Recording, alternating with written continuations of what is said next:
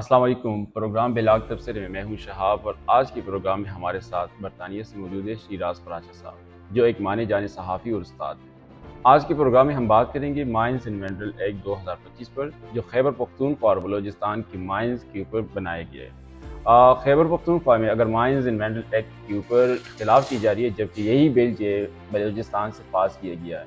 अवामी national party का रद्द-ए-अमल जो इंतहाई सख्त है और अवामी नेशनल पार्टी के सदर एम वली खान ने इस बिल की मुखालफत की है।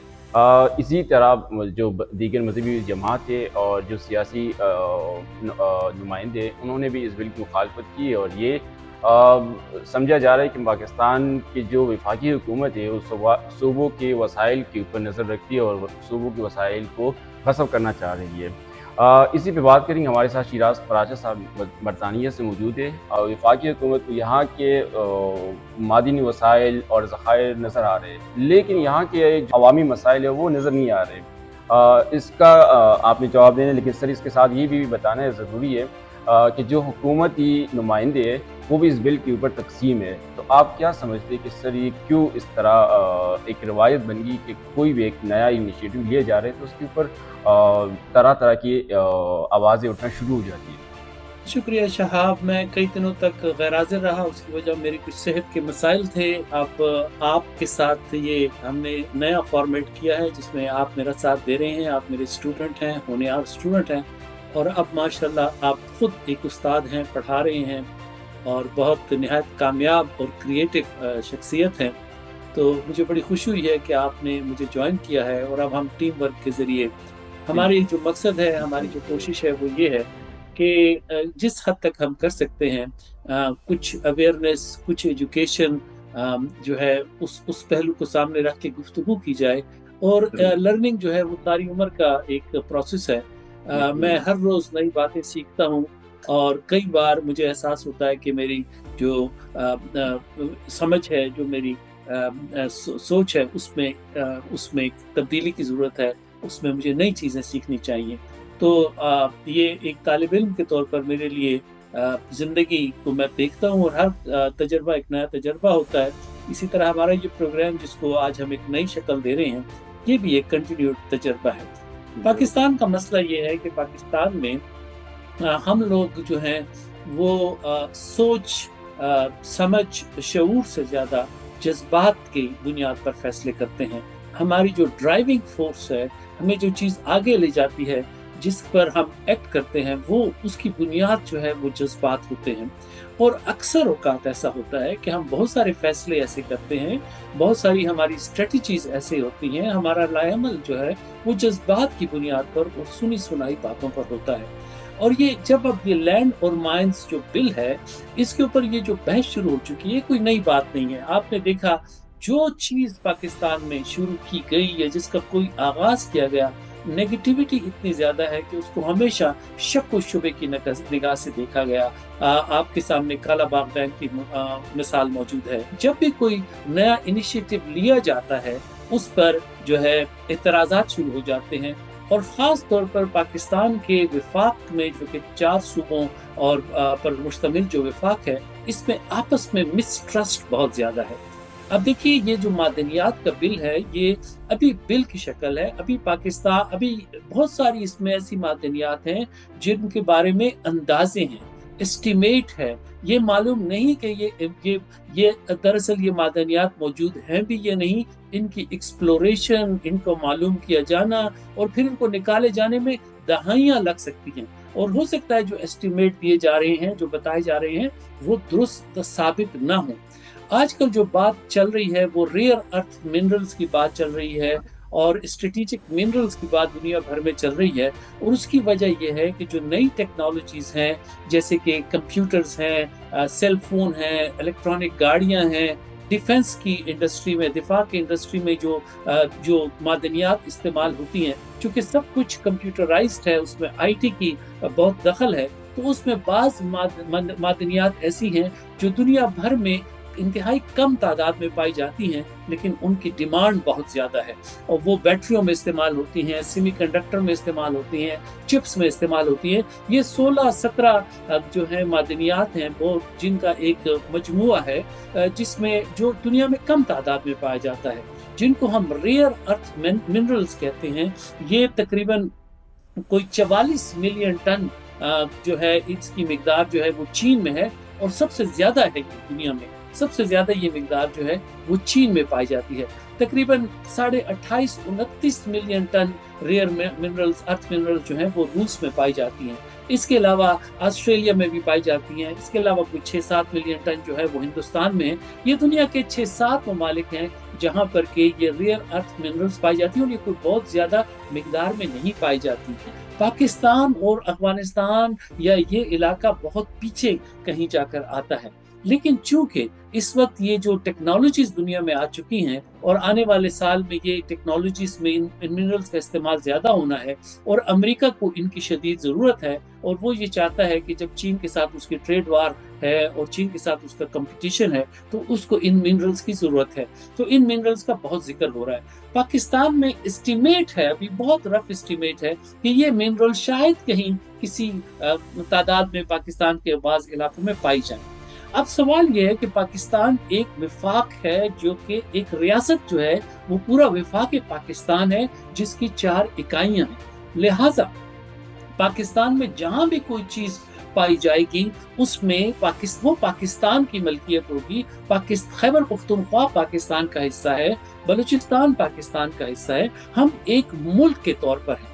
अगर हम सूबाई खुद मुख्तारी की बात करते हैं और विफाक में हम ये कहते हैं कि जी दिफा, खारजा उमूर, फाइनेंस और एनर्जी या इस तरह का जो 4-5 शोबे हैं ये विफाक के पास होंगे और बाकी सूबों के पास होंगे, तो ये जब हम इस उसूल को तस्लीम करते हैं, तो जब हम रेयर अर्थ मिनरल्स की बात करते हैं या स्ट्रेटेजिक मिनरल्स की बात करते हैं, तो ये वो मादनियात हैं जो दिफा में के शोबे में इस्तेमाल होती हैं, जो कि फौजी इस्तेमाल में आती हैं, मुल्क के दिफा के लिए इस्तेमाल होती हैं। लिहाजा इस किस्म की अगर कोई मिनरल्स होगी तो उसमें विफाक का हाथ हिस्सा होगा, और विफाक कोई खिला में तो नहीं है ना। विफाक तो दरअसल एक डॉक्यूमेंट है 4 सूबों का आपस में एक तहरीर लिखी गई है सन 1973 के आईन में कि हम आपस में मिलकर ये डॉक्यूमेंट साइन करते हैं कि हमने एक रियासत के तौर पर रहना है। तो जब हम सन 73 के आइन को तस्लीम करते हैं, रियासत पाकिस्तान को तस्लीम करते हैं, तो उसमें फिर हमें ये कहना कि जी वो विफाक कोई जैसे ऐसे पेश किया जाता है जैसे कोई दूसरा मुल्क है या जैसे कोई दुश्मन मुल्क है और वो आके आपके वसाइल पर कब्जा करा, ये एक कहानी है जो बताई गई है पाकिस्तान में पिछले 70-78 साल में। और उसकी वजह यह है कि पाकिस्तान के जो सूबों की जो कंपोजिशन है उसमें पंजाब जो है वो सबसे बड़ा सूबा है, जहाँ 12.5 करोड़ आबादी है, जबकि दूसरे सूबे छोटे हैं। चूंकि पंजाब की आबादी ज्यादा है, लिहाजा पंजाब का जो शेयर है फौज में, ब्यूरोक्रेसी में, वो भी ज्यादा है। मैं नहीं कहता कि पाकिस्तान में छोटे सूबों के साथ ज्यादतियां नहीं की गई हैं। पाकिस्तान में बहुत यानी डिस्क्रिमिनेशन हुआ है, और इस डिस्क्रिमिनेशन की वजह से बांग्लादेश जो है वो हमसे अलग हुआ। इसलिए अलग हुआ कि बांग्लादेश को के राइट्स को तस्लीम नहीं किया गया, उनको इक्वल दर्जा नहीं दिया गया पाकिस्तान में, वो अलग हो गया। तो ये जो रेयर अर्थ मिनरल का सिलसिला आ रहा है, इसमें मसाल के तौर पर अगर कहीं से यूरेनियम निकलता है पाकिस्तान में, तो वो यूरेनियम एक बहुत ही, आपको पता है, सेंसिटिव, बहुत ही इंपॉर्टेंट न्यूक्लियर टेक्नोलॉजी में इस्तेमाल होता है। उसको पाकिस्तान के रियासत को एज ए रियासत उसका वो होना चाहिए। इसी तरह ये जो दूसरी मादनियात हैं जिनकी अब बहुत अहमियत है, जो ड्रोन टेक्नोलॉजीज में इस्तेमाल होते हैं, स्पेस टेक्नोलॉजी में इस्तेमाल होते हैं, दिफा के शोबे में बहुत ज्यादा इनका इस्तेमाल है। इनको इस्तेमाल करके एक मुल्क दूसरे मुल्क की इक्तिसादी घला ढूंढ सकता है। जैसे आप देखें कि अमेरिका चीन के साथ क्या कर रही है, चीन अमेरिका के साथ क्या कर रहा है। तो मैं नहीं समझता कि इसमें ये जो सस्ती नाराबाजी की जाती है और हर वक्त लोगों के जज्बात से खेला जाता है कि जैसे कोई दूसरा मुल्क आ गया है, जैसे कोई दुश्मन मुल्क है और वो आपका कब्जा कर रहा है। भाई, जब आपके यहाँ जो भी निकलेगा उसमें आपने, एक तो 18वीं तरमीम ने ये तय कर दिया है, ये जो मैंने सरसरी देखा है मिनरल एक्ट में मुझे कोई ऐसी चीज नजर नहीं आई जिसको मैं समझता हूँ कि वो काबिल एतराज है। जो भी मिनरल यहाँ से निकले, चाहे कीमती से कीमती मिनरल यहाँ से निकले, बुनियादी उसूल ये तय होना है कि उसमें सूबे को उसका एक शेयर दिया जाएगा। अब अगर ये मिनरल सिर्फ नाम तो नहीं, इनको निकालना बहुत بہت مہنگا، بہت مشکل کام ہے، اس کے لیے بہت لیٹسٹ ٹیکنالوجیز کی ضرورت ہے. وہ ٹیکنالوجی آپ کے پاس نہیں ہے، وہ ٹیکنالوجی انٹرنیشنل کمپنیز کے پاس ہوگی. اس کے اوپر بہت زیادہ انویسٹمنٹ کی ضرورت ہے. اس کے لیے آپ کو فورن انویسٹمنٹ کی ضرورت ہوگی، جیسے کہ ریٹو ڈیک میں ہو رہا ہے بلوچستان میں. تو جو کمپنی آ کے آپ کے یہاں انویسٹمنٹ کرے گی، آپ نے طے کرنا ہے کہ اس نے کتنا حصہ لینا ہے، اس میں صوبے کا کتنا حصہ ہے، جو لوکل جس علاقے سے نکلتی ہے وہاں کے لوگوں کا کتنا حصہ ہے، اور ریاست پاکستان یا حکومت پاکستان کا کتنا حصہ ہے. لہٰذا اس کو ایک ایشو بنا دینا، میرا خیال ہے اس پر سیاست نہیں ہونی چاہیے، اور اس پر سیاست ہو رہی ہے جو کہ اچھی بات نہیں ہے. سر یہاں پہ بات یہ بھی کی جا رہی ہے کہ یہ صوبائی خود مختاری کے اوپر حملہ کیا جا رہا ہے. میں نے تو یہ آپ سے کہہ دیا کہ یہ جو 18ویں ترمیم ہے یا آئین پاکستان ہے، یہ ایک معاہدہ ہے 4 صوبوں کے درمیان. ٹھیک ہے کہ ہم نے ایک وفاق قائم کیا ہے اور اس وفاق میں ہم نے رہنا ہے، تو اس میں پھر رسپانسبلٹیز ہیں، کیونکہ صوبوں کی اپنی فوج تو نہیں ہے نا. اگر ہم نے اس کو ملک تسلیم کیا ہے اور اس میں ہم رہ رہے ہیں، تو پھر تو یا تو یہ ہوتا ہے نا کہ خیبر پختونخوا ایک الگ ملک ہوتا ہے یا بلوچستان ایک الگ ملک ہوتا ہے. ایسا تو نہیں ہے، یہ تو ایک ملک ہے. اس ملک میں ایک معاہدہ ہو چکا ہے. اس معاہدے میں ظاہر یہ جو معدنیات ہیں، جیسے کہ میں نے یہ کہا، ان کا صرف ہونا ضرور کافی نہیں ہے. ان کا پہلے اس کے بہت سارے سرویز ہونے ہیں، اس کے بہت ساری یعنی اسیسمنٹس ہونی ہے، پھر کہیں بہت دور کی بات ہے اس کو نکالا جانا. اور پھر یہ جو پاکستان یا ہم جیسے ملک جن کے پاس انڈسٹریل بیس نہیں ہے، جن کے پاس ٹیکنالوجی نہیں ہے، انہیں تو یہ چاہیے تھا کہ یہ معدنیات جیسے چین میں ہیں تو چین ان کو خود استعمال کر رہا ہے، اس کے پاس انڈسٹری ہے. لہٰذا یہ جو ہمارے ہاں ٹیکنیکل پیور سائنس کے ایشو کے اوپر سیاست کی جاتی ہے، بھائی آپ سیاستدان ہیں، آپ کو ایک آبجیکٹو اوپینین لینی چاہیے سائنسدانوں کے ساتھ، جو ٹیکنیکل لوگ ہیں، جو ریسرچرز ہیں، جو اس شعبے کو جانتے ہیں، ان کو پتہ ہے. اس میں اگر آپ کو سمجھتے ہیں کہ آپ کو ایکسپلائٹ کیا جا رہا ہے، تو آپ اس میں وہ جو شکیں ہیں اس کے اوپر بات کریں. آرمی چیف عاصم منیر کے عالمی کانفرنس کے موقع پر کی گئی تقریر جو ایک جارحانہ اور پرجوش تقریر تھا، آپ اس تقریر کو کس زاویے سے دیکھتے ہیں؟ میں سمجھتا ہوں کہ اصولی طور پر تو آرمی چیف کو اس قسم کی باتیں نہیں کرنی چاہیے، اس قسم کی وہ نہیں کرنی چاہیے. لیکن پاکستان میں جو اس وقت صورتحال ہے، اور خصوصاً پچھلے 10-15 سال سے پاکستان میں جو نیگیٹیوٹی آئی ہے، پاکستان میں فوج جس شخص کو عمران خان کو لے کر آئی، اور فوج نے جو منصوبہ بنایا، اور پچھلے 1990 سے فوج جو ہے وہ سیاستدانوں کے خلاف لگی ہوئی ہے، بلکہ اس سے بہت پہلے سیاست کو بدنام کرنے کی کوشش کرتی رہی ہے، اور وہ اپنا ڈومینیشن قائم کرتی رہی. اس کے بہت نیگیٹو نتائج نکلے ہیں، اس کے بہت خوفناک نتائج نکلے ہیں. اور میں سمجھتا ہوں کہ ضیاء الحق کے بعد پاکستان پر جو دوسری تباہی نازل ہوئی ہے، وہ عمران خان صاحب کی شکل میں نازل ہوئی ہے. عمران خان نے، جس طرح ضیاء الحق نے پاکستان میں جھوٹ، منافقت، ریاکاری، کرپشن اور پاکستان میں اپنی کو برباد کیا، اس کے بعد پاکستان کی جو سوسائٹی کو نقصان پہنچایا ہے وہ عمران خان نے پہنچایا، اور اس کی ذمہ دار پاکستان کے فوجی جرنیل ہیں، کیونکہ پاکستانی فوجی جرنیل یہ پروجیکٹ لے کر آئے تھے. تو اب عاصم منیر صاحب ایک بہت مشکل صورتحال میں ہیں، کیونکہ آپ دیکھیں کہ ان کو ٹارگٹ کیا جا رہا ہے، ان کے نشانہ بنایا جا رہا ہے، اور وہ فوج نے جو ایک مونسٹر کریٹ کیا تھا، اب وہ مونسٹر خود فوجی قیادت کی طرف اس کا رخ ہے. میں یہ سمجھتا ہوں کہ سابق فوجی جرنیلوں کے مقابلے میں جنرل عاصم منیر بہت مختلف جرنیل ہیں.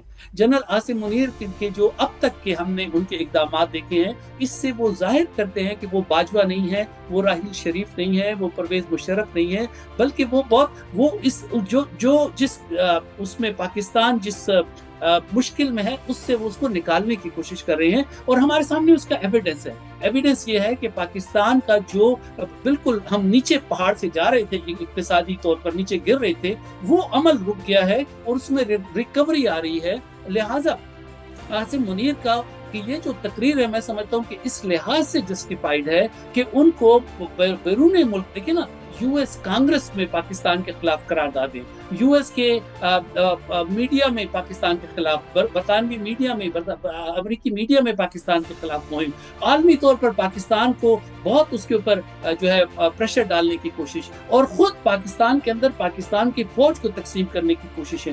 تو لہٰذا ان کا کھڑے ہو کر یہ تقریر کرنا اس لحاظ سے پہلی بار انہوں نے اپنی موقف کو بہت کھلے طور پر بہت سنسیئرلی لوگوں کے سامنے پیش کیا ہے، اور میں سمجھتا ہوں کہ اس طرح اس لحاظ سے اصولی طور پر میں اس کے حق میں نہیں ہوں، لیکن یہ ایک ضرورت کے طور پر کی گئی تقریر ہے جو میں سمجھتا ہوں کہ انہوں ایک درست تقریر ہے، لیکن مستقبل میں اس کا سلسلہ میں سمجھتا ہوں اس کو بہت فریکوینٹ نہیں ہونا چاہیے۔ انہوں نے اپنا موقف بالکل کلیئر کر دیا ہے، انہوں نے بہت بڑا کردار ادا کیا۔ یار دیکھو، میں پاکستان سے باہر ہوں، میں دیکھ رہا ہوں 3-4 سال پچھلے جب سے عمران خان کے دور سے کہ جس طرح پاکستانی کرنسی ڈی ویلیو ہوئی، یہ کہا جا رہا تھا کہ ڈالر 500 روپے تک چلا جائے گا، پاکستان دیوالیہ ہو جائے گا، اور ہم پاکستان سے باہر بیٹھے ہوئے بہت پریشان تھے۔ لیکن آپ دیکھیں کہ 1.5 سال ہو گیا ہے، پاکستان میں ڈالر جو ہے وہ اسٹیبل ہے، پاکستان کی کرنسی جو ہے وہ اسٹیبل ہے، اور اس کی وجہ کیا ہے؟ اس کی وجہ یہ ہے کہ پاکستان کی فوج نے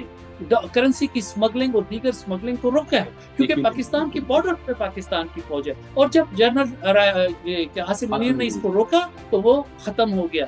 تو یہ لانگ ٹرم سولوشن نہیں ہے، انہوں نے ایک چیز کو روکا، ایک چیز کو اسٹیبلٹی میں مدد دی، پاکستان میں انویسٹرز آئے، یہ اوورسیز پاکستانیوں میں جو بہت بڑی مس انفارمیشن اور ڈس انفارمیشن پھیلائی جا رہی تھی، میں سمجھتا ہوں کہ اس کنونشن کا ہونا اور اس میں آرمی چیف کی اسپیچ جو ہے وہ ٹائملی تھی، وہ مناسب تھی، وہ پاورفل تھی، اور اس کا میں نہیں سمجھتا کہ اس کا ایک پازیٹیو اثر ہے، اس کا نیگیٹو سائڈ جو ہے وہ نہیں۔ سر آپ کیا سمجھتے ہیں پاکستان میں جو مبالغہ آمیز قسم کی جو بیانیے چل رہی ہے، یہ قومی یکجہتی کی راہ میں رکاوٹ ہے؟ صاحب آپ کا سوال بہت مناسب ہے۔ پاکستان میں سب سے پہلی جو چیز جس کی بہت زیادہ ضرورت ہے نا، وہ ایک ہمیں اتفاق رائے پیدا کرنا ہے۔ ہمارے ہاں بہت زیادہ ڈس ایگریمنٹ ہے، وہ ڈس ایگریمنٹ نفرت کی حد تک ہے، لوگ ایک دوسرے کے خلاف ان کی بہت مس انڈرسٹینڈنگز ہیں، اور ان مس انڈرسٹینڈنگ کی بنیاد جو ہے وہ جھوٹی، غلط، مبالغہ آمیز جو ہے وہ داستانیں ہیں، وہ ہر طرف کے سیاسی لوگ بیان کرتے ہیں۔ مثلا پختونوں کو پچھلے 70 سال سے یہ کہا جا رہا ہے کہ آپ دنیا کی بہت عظیم قوم ہیں، آپ جو ہیں دنیا کے سب سے کوئی سپر لوگ ہیں، اور آپ کی وہ بعض لوگ کہتے ہیں کہ جی میں 3000 سال سے پشتون ہوں، اور 1400 سال سے مسلمان ہوں، اور 70 سال سے پاکستانی ہوں۔ اس قسم کا نعرہ بڑا اٹریکٹیو لگتا ہے، جس کی تاریخی روٹس پر اگر بات کی جائے، اگر کوئی اس کی جینون ریسرچ کی جائے تو یہ بہت کوسچنیبل بات ہے، بہت کوسچنیبل بات ہے۔ پشتونوں کو پوری تاریخ میں آپ دیکھیں کہ لڑائی، جنگ، جھگڑے، مار کٹائی، قتل و غارت گری ہے۔ پشتونوں کی کنٹریبیوشن امن کے لیے، پشتونوں کی کنٹریبیوشن سائنس کے لیے، پشتونوں کی کنٹریبیوشن انسانیت کی فلاح کے لیے، پشتونوں کی کنٹریبیوشن تہذیب کو آگے بڑھانے کے لیے، کلچر کی پروموشن میں کیا ہے، اگر وہ ہے تو اس کو ہائی لائٹ نہیں کیا جاتا۔ یہ ہائی لائٹ کیا جاتا ہے کہ پختون بہت بہادر ہے، پختون بندوق لیتا ہے، تلوار لیتا ہے، دوسرے کو مار دیتا ہے۔ وہ انگریز جنہوں نے ہمیں غلام بنائے رکھا، وہ ہمارے بارے میں اگر کچھ لکھتے ہیں، جو چرچل جیسے لوگوں نے جو کتابیں لکھی ہیں، تو چونکہ ہم انگریزوں سے بہت متاثر ہیں، اور ہم پشتونوں کا مسئلہ یہ ہے کہ ہمیں کالے رنگ سے نفرت ہے، ہمیں ہندو کو اور پنجابی کو ہم حقیر سمجھتے ہیں، سندھی کو ہم حقیر سمجھتے ہیں، کیونکہ ہم سمجھتے ہیں کہ ہمارا رنگ ذرا سفید ہے، ہمارا تعلق سینٹرل ایشیا سے ہے۔ اور بعض لوگ تو اتنی جھوٹی کہانی بھی سناتے ہیں کہ ہمارا اسرائیل سے پشتونوں کا تعلق ہے اور یونان سے۔ یہ احساس کمتری ہے، آپ اسی سرزمین کے باشندے ہیں، آپ کی جڑیں جو ہیں وہ ایران میں ہیں، آپ ایک ایرانی ٹرائب ہیں، آپ اپنے آپ کو اس لیے جوڑتے ہیں غیر ملکیوں کے ساتھ کہ آپ کو ہندو سے نفرت ہے، آپ کو پنجابی سے نفرت ہے، اور آپ اس کو حقیر سمجھتے ہیں، اور آپ سمجھتے ہیں کہ ہم نے ان پر حکمرانی کی، ہم نے ان کے اوپر جو ہے ہمارا دور رہا، ہم نے ان کے اوپر جا کے، تو اس لیے وہ ہم سے کمتر ہیں، ہم نے ہندو کو شکست دی۔ ہم اس بات کو آج تک ہضم نہیں کر سکے کہ رنجیت سنگھ نے ہمیں شکست دی۔ یہ ہمیں تسلیم نہیں ہوتا کہ ایک پنجابی نے ہمیں شکست دی، اس لیے رنجیت سنگھ کے بدلے میں ہم سارے پنجابیوں سے نفرت کرتے ہیں، اور ہم نے اپنی تاریخی گھڑی ہوئی ہے۔ تو ہمیں خود پر تنقید کرنا سیکھنا ہوگا۔ یہ جو ہم داستانیں سناتے ہیں، کتاب نہیں پڑھتے، صرف قصیدے پڑھتے ہیں، سنی سنائی باتوں پر یقین کرتے ہیں، اور اس کی بنیاد پر ہم نے کہانیاں گڑھی ہوئی ہیں کہ ہم نیشنلسٹ ہیں. آپ مجھے بتائیں نا، اگر آپ علیحدہ پشتون ریاست بنائیں گے آپ کیسے سروائیو کریں گے؟ آپ مجھے بتائیں افغانستان کا کیا حال ہے. افغانستان میں پشتونوں نے جھگڑا کیا ہوا ہے تاجکس کے ساتھ، پشتونوں نے جھگڑا کیا ازبکس کے ساتھ، پشتونوں نے جھگڑا کیا ترکمن کے ساتھ، پشتونوں نے جھگڑا کیا ہزارہ کے ساتھ، اور اس طرف شمال کی طرف آپ نے سب لڑائیاں بھول لی ہیں. تاجکستان آپ پر اعتبار نہیں کرتا، ازبکستان آپ پر اعتبار نہیں کرتا، ترکمنستان آپ پر اعتبار نہیں کرتا. یہاں آپ پاکستان کو گالی دیتے ہیں، پنجاب کو گالی دیتے ہیں، پنجاب سے آپ لڑائی کرتے ہیں. آپ پنجاب کی زراعت کے بغیر کیسے سروائیو کریں گے؟ آپ کراچی کے ساحل سمندر کے بغیر کیسے سروائیو کریں گے؟ کراچی کے بغیر آپ کیسے تجارت کریں گے؟ اور ادھر شمال میں آپ اب راستہ طالبان ڈھونڈ رہے ہیں کہ ترکمنستان کے ذریعے کیسپین سی تک پہنچا جائے اور کیسپین سی سے پھر ہم کراس کر کے ترکی اور یورپ جائیں. لیکن آپ کی ڈیپینڈنس ترکمنستان پر ہے نا، آپ کی ڈیپینڈنس وہاں پر پاکستان اور تاجکستان پر ہے، اور یہاں پر آپ کو پاکستان سے ہے. آپ طالبان کیوں پریشان ہیں؟ اس لیے کہ طالبان اب بغیر دنیا سے تعلق رکھے سروائیو نہیں کر سکتے. یہ مثال آپ لے لیں، آپ یہاں پختونستان بناتے ہیں، ٹھیک ہے، اور پختونستان آپ لڑ کے بناتے ہیں، بندوق کے بناتے ہیں، پنجاب سے لڑ کے گولی چلا کے، تو کل یہ پنجاب تو یہاں رہے گا نا، ان کا الگ ملک ہوگا. کیا وہ آپ کو راستہ دیں گے؟ کیا آپ کو تجارت کرنے دیں گے؟ کیا وہ آپ کے ساتھ تعلقات ٹھیک رکھیں گے؟ یہ کچھ سوچنے کی بات ہے، عقل کی بات ہے. دنیا بہت انٹر ڈیپینڈنٹ ہے، ملک اور ریاستیں ایک دوسرے کے بغیر نہیں رہ سکتی. پاکستان میں پختونوں کی بہت بڑی تعداد اس وقت کراچی میں ہے، جو وہاں پر کراچی کی معیشت میں کردار ادا کر رہی ہیں. وہ سندھ میں ہے، دوسرے صوبے میں ہے، ٹھیک ہے. خیبر پختونخوا کے بعد دوسری بڑی تعداد پشتونوں کی کراچی میں. اسی طرح آپ لاہور میں دیکھ لیں، پشتون لاہور میں کاروبار کر رہے ہیں، ملازمتیں کر رہے ہیں، لاہور میں رہ رہے ہیں. اسلام آباد میں بہت بڑی تعداد پشتونوں کی ہے، پنڈی میں بہت بڑی تعداد. یہ اگر ہم لکیریں کھینچیں گے ایتنک بنیادوں پر، نسلی بنیادوں پر، پاکستان کو سیوک نیشنلزم کی ضرورت ہے. پاکستان جیسی ریاست میں ایتنک نیشنلزم نہیں رہ سکتا. پاکستان جیسی ریاست ایتنک نیشنلزم کی بنیاد پر یہاں پر جھگڑے ہوں گے، یہاں پر لڑائیاں ہوں گی، یہاں پہ نفرت ہوگی. جو دنیا کا ماڈرن نیشنلزم کا جو کانسیپٹ ہے، سیوک نیشنلزم کا کانسیپٹ ہے، جس میں ویلیوز کے اوپر بات کی جاتی ہے، جس میں شیئرڈ جو ہے کلچر ہوتا ہے، جس میں شیئرڈ ایک دوسرے کی رسپیکٹ ہوتی ہے. آج کی مثال آپ کے سامنے امریکہ کی ہے. امریکہ کی 50 ریاستیں ہیں لیکن وہ وفاق کی صورت میں آپس میں رہ رہی ہیں. اس کی مثال آپ دیکھیں کہ یورپی ممالک ایک دوسرے کے ساتھ صدیوں تک، ہزاروں صدیوں تک ایک دوسرے کے ساتھ لڑتے رہے. 1945 تک ایک دوسرے کا خون بہاتے رہے، لیکن انہوں نے سبق سیکھا اور انہوں نے یورپی یونین قائم کی. اب آپ 21ویں صدی میں پاکستان میں نفرت کی سیاست کر رہے ہیں، چاہے وہ بلوچ کر رہا ہے، چاہے وہ پنجابی کر رہا ہے، چاہے وہ سندھی کر رہا ہے، چاہے وہ پختون کر رہا ہے، وہ غلط بات کر رہے ہیں. آپ کے پاس ایک تحفہ ہے ذوالفقار علی بھٹو کا اور اس کے ساتھیوں کا 1973 کا آئین. اس آئین میں وہ سب کچھ ہے کہ آپ مل کے رہ سکتے ہیں، اور اس آئین پر آپ بات کریں، پارلیمنٹ کے فلور کو استعمال کریں، صوبائی اسمبلیوں کو استعمال کریں. یہ پیڑ پھاڑنے اور کہ یہ دھمکیاں اور یہ سلطان راہی بن کے جو آپ یہ کرتے ہیں، یہ اچھی بات نہیں، یہ سستی سیاست ہے، یہ جھوٹی سیاست ہے. اور پھر آپ کے ڈبل سٹینڈرڈز ہیں، جیسے کہ شہاب نے کہا کہ آپ بلوچستان میں ایک بات کرتے ہیں اور جہاں خیبر پختونخوا میں دوسری بات کرتے ہیں. یہاں کے انٹلیکچوئل جو ہوتا ہے، ایکیڈیمک جو ہوتا ہے، وہ آبجیکٹو ہوتا ہے، وہ کھلے ذہن کا ہوتا ہے، وہ تنقید برداشت کرتا ہے. یہ نہیں کہ فیشن کے طور پر میں نے کھدر کے کپڑے پہن لیے اور میں نے 400 کی چپلی پہن لی اور میں نے پشتو میں بات کر لی اور پنجاب کو گالی دے دی اور یہ کہہ دیا کہ یہاں بیٹھ کے خیبر ایجنسی میں بیٹھ کے آپ کہتے ہیں کہ امریکہ یہ کر رہے ہیں اور چین ہمارے. بھائی آپ کو پتہ ہے یہ آپ کے جو لیڈر آپ کو مس لیڈ کر رہے ہیں، بہت سارے وہ آپ کو مس لیڈ کر رہے ہیں. تو مجھے تو افسوس اور دکھ اس لیے ہوتا ہے کہ پشتونوں کے ساتھ کوئی اور زیادتی کرے یا نہ کرے، پشتون خود اپنے ساتھ زیادتی کرے. پشتونوں ہی میں جو ہے طالبان ہیں، پشتونوں میں ہی جو ہے وہ جہادی گروپ ہیں، پشتونوں میں ہی ہیں جو ایکسٹریمسٹ ہیں، پشتون ہی ہیں جنہوں نے دنیا میں اسلام کا اور پاکستان کا اور مسلمانوں کا جو ہے وہ کون سا چہرہ دکھایا ہے. پشتون ہی ہیں جن کو عربی زبان میں برا بھلا کہتے ہیں. جا کر دیکھیں کہ سعودی عرب میں پشتونوں کے ساتھ کیا کیا جا رہا ہے، جا کر دیکھیں کہ یو اے ای میں پشتونوں کے ساتھ کیا کیا جا رہا ہے. اور یہ پشتون ہی ہیں جو سعودی عرب کے ساتھ سب سے پہلے عید مناتے ہیں. یہ پشتون ہی ہیں جو سعودی عرب کے کہنے پر اگر کوئی عربی میں ان کو برا بھلا بھی کہے تو یہ کہے گا یہ ہمارے سامنے آیتیں پڑھ رہے ہیں. یہ پشتون ہی ہیں جن میں اربوں سے زیادہ اسلام گھسا ہوا ہے. معاف کیجیے گا، بات یہ ہے کہ یا تو آپ ایکسٹریمسٹ جو ہیں، مذہبی انتہا پسند ہیں، یا پھر آپ جو ہے ایک سوڈو قسم کے نیشنلسٹ ہیں، اور آپ کی نیشنلزم کی بنیاد کیا ہے کہ پنجاب کو برا کہو، آپ کی نیشنلزم کی بنیاد کیا ہے کہ فوج کو برا کہو، آپ کی نیشنلزم کی بنیاد کیا ہے کہ آپ دوسروں کو برا کہو۔